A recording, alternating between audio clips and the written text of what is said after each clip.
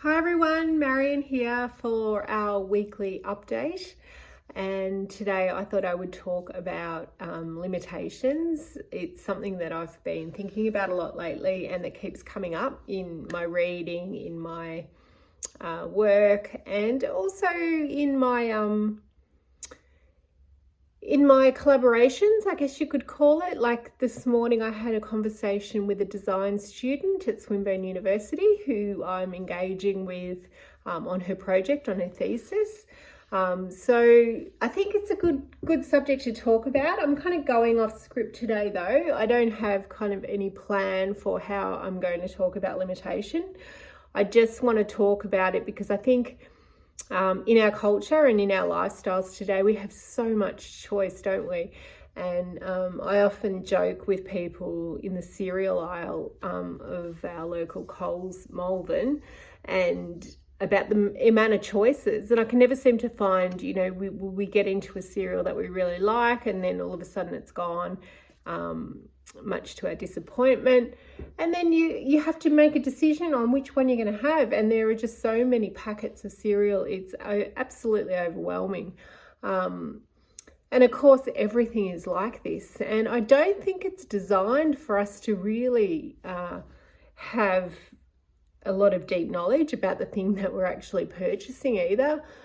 Like today, for example, that this is another subject, but just to reflect on it briefly, today I was in the shopping centre and realised that the cloth that I used to wipe down our benches contained plastic, and it was a disposable cloth, and we've been using these for a while, and we come to realise just because we saw on a different package it mentioned that it was plastic free, that the ones that we were using were some kind of plastic, which I never would have imagined.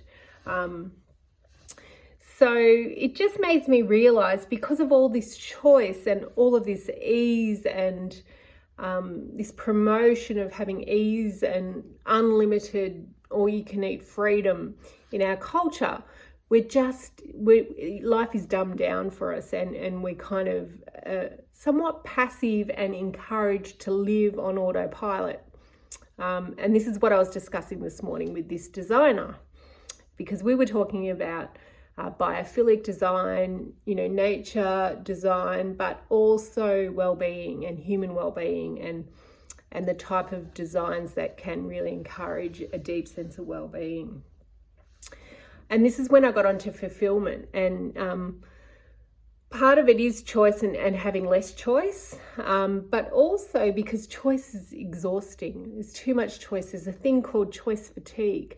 But there's also, when we have limitations on what we actually do and what we spend our time doing, and those limitations that are imposed perhaps make the task more challenging and more engaging,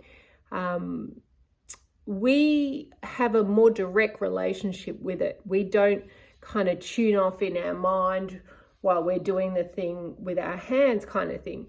So the idea of making a cup of tea is a perfect example. And in my little Zen book, there is a reference to a teaching around this. So when you make a cup of tea, you make a proper cup of tea. You go into the forest, you cut the wood, you arrange it, you make fire, you boil your kettle, and you pour yourself a cup of tea. And each step in that process, you are engaged with the direct experience of making a cup of tea. And you're reminded of all the elements that go into that cup of tea. And of course, it's almost impossible to make a cup of tea that way these days for most of us, although there are a few people who are really kind of opting for that slow lifestyle.